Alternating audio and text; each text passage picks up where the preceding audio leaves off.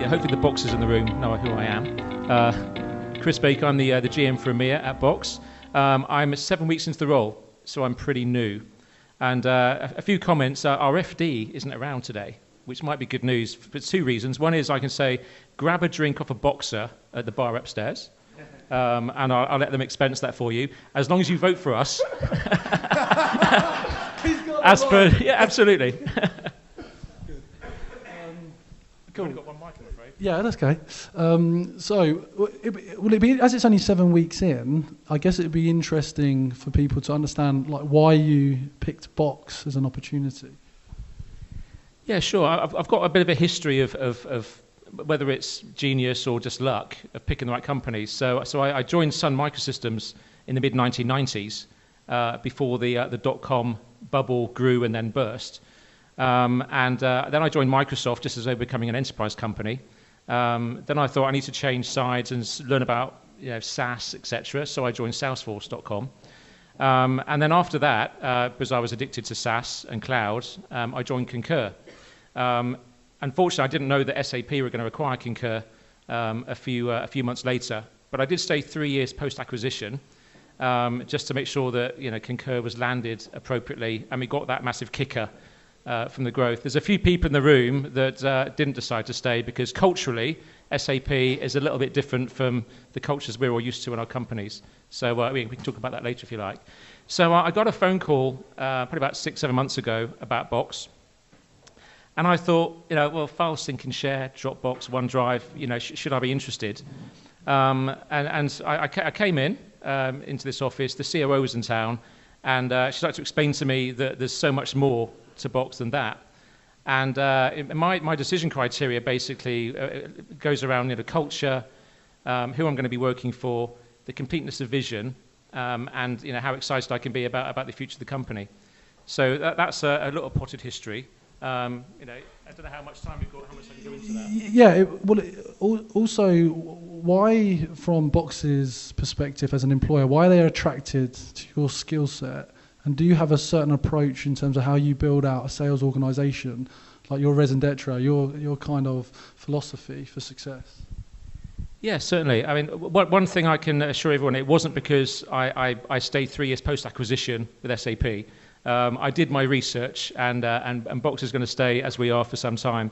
Although in the future that might come back to me because it was quite a useful experience.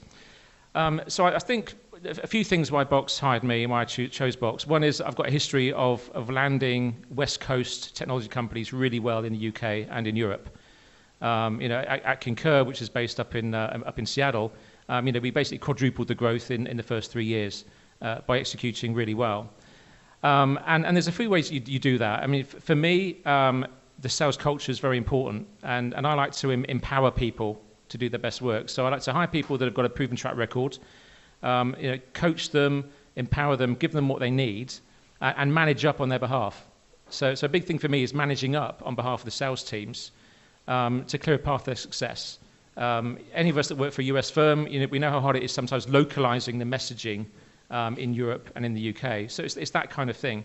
But in return for that empowerment of the sales teams, I expect a certain amount of strong personal accountability. Because if I have to go into Salesforce and check that the basics are being done, or if the challenger sales methodology isn't being landed appropriately, I'm not managing up on behalf of the team. I'm micromanaging the team. And the last thing I want to do is micromanage the team. So that's sort of been my philosophy, and it's worked pretty well. And the other thing is to have very frank and open conversations with people. And one of the things I learned very early, probably back at Microsoft, because I spent 6 years there, was as a young manager, you hold off having the tough conversations in terms of performance management, telling people exactly how they're doing, what they need to do to be successful. So I've managed to learn that I can manage people to a different direction, either in the company or outside of the company, in a very respectful way that a lot of people thank me for. So that's a bit about my philosophy. And to your point earlier on, people leave bad managers rather than great companies. Nearly, apart from Concur, because that was SAP acquisition that finally drove me away a little bit. Every other company I've worked for, it's been because of the manager. And I learned too late what I call now the no arsehole rule. and which is basically, if you're working for an arsehole, get the hell out of there. And obviously, I've endeavoured never to be one myself. Thank you.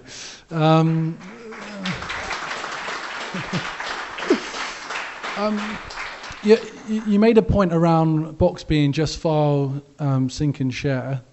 Actually, so I used to work for a company based in this building called Huddle, and we did sync badly. And, Box have come along to the UK, and obviously you built this lovely building here on the so-called Silicon Roundabout. But actually, what is Box doing that's interesting? Like, where is the value proposition, and are there like some nice stories of some good customers? Yeah, sure. So I went through this conversation myself with the COO, and then I went to ask Gartner if it was true. So I've got some buddies at Gartner. So file sync and share, replacing all those expensive EMC disk drives, putting them in the cloud, might have been what we were known for a long, long time ago. But now it's about cloud content management. And there's a few ways to think about this, and one of them is to think about content in general across an enterprise. Content is spread across shared drives, people's disk drives, shadow IT, all those legacy systems, and now all the cloud vendors. So, Salesforce, for example, it stores a huge amount of content on behalf of its clients. So when your content is fragmented across so many different silos, how on earth can you be GDPR compliant, really understand where your IP is, really protect it, work out how people can collaborate? So one of our philosophies at Box is you should bring it into a single platform. And that's basically what we have, a platform for content.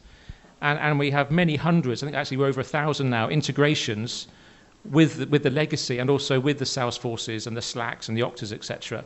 So the idea is you bring the content into one place. And underpinning that is a very enterprise class security and robustness that you would expect. But the real magic happens when you start applying metadata to that content. So, keywords, key people mentioned, key people in an audio file being identified with their quotes, faces being recognized in a video, faces being recognized in the background of a video.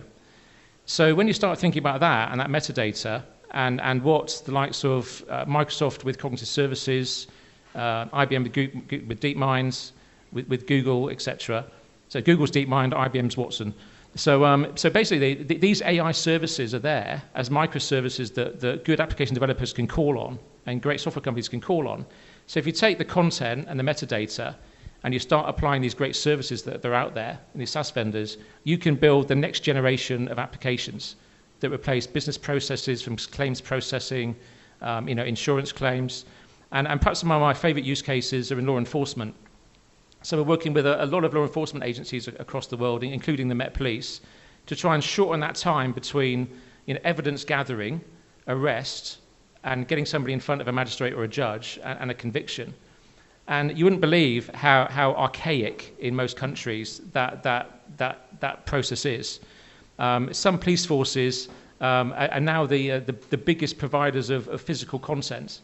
So you still have disk drives and CD drives being driven around London between the Crown Prosecution Service and the Met Police and lawyers, etc., with all the security challenges with that. So obviously with a secure content platform where you can share information and know people can't download it, and you can collaborate on that content in a single platform, you can see how we can quite quickly reduce that time to conviction and improve the actual conviction rates as well. So that's just one idea of a use case, and people like the Met Police now have 40 use cases through using Box, and the future might be a little bit concerning. I can imagine a future where all the CCTV footage, which by the way is stored in Box for the Met Police, in real time using these AI services, can pick a crime happening in real time, kick off a business process that sends the forces or whatever. Police officers in charge to that location immediately.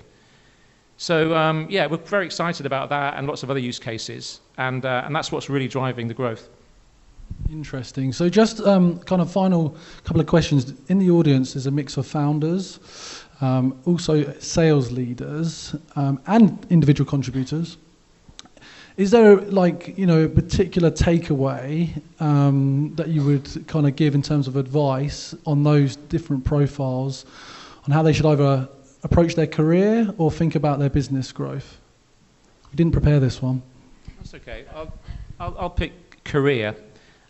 So the companies that I didn't mention were the ones that I joined and within a few months went, oh, shit, what have I done?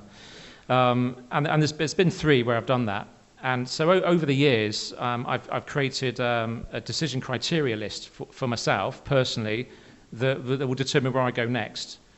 And when I was younger in sales, it's money. Obviously, money is the most important thing. But now that's like 6th on the list. So I would recommend everyone works with somebody that knows them really well and creates a decision criteria. So for this job, culture was number 1, completeness of vision and ability to execute was number 2. I think the local location was 3. The head office location was 4. Because I had such success culturally landing West Coast companies in the UK and in Europe, I thought, well, better go with a West Coast company again. And then there's things like, do you get on with your boss? Do you have good rapport? Are you sure they're not an arsehole? Stuff like that. And then there's the money and the stock and the other things.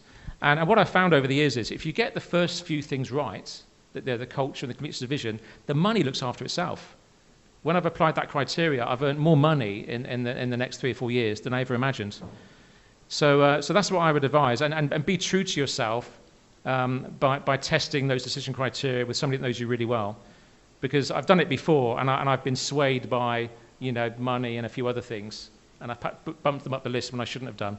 So it's something you need to test and refine over the years. So that's what I would advise you to do from a career perspective. Thank you. Thank you very much, Chris, and thanks again for hosting us. Can we have a round of applause, please? Chris Baker, GM. Thank you, cheers.